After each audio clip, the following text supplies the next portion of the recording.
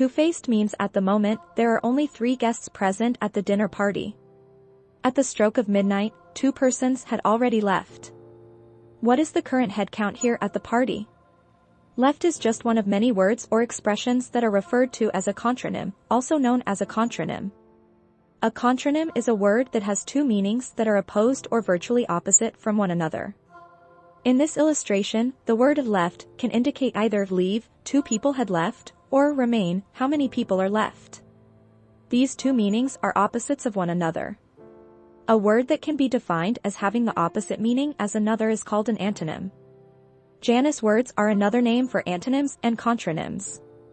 Because the ancient Roman god Janus had 2 faces that looked in opposite directions, it is easy to see how he became associated with the concept of contronyms. It may come as a surprise to you to learn that the month of January is also associated with the god Janus.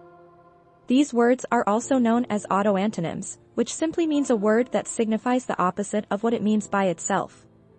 Enantiosomy, enantionomy, and antilogy are some of the technical terminology that might be used to describe this occurrence. Even if you don't realize it, it's probable that you are already familiar with a good number of these contronyms.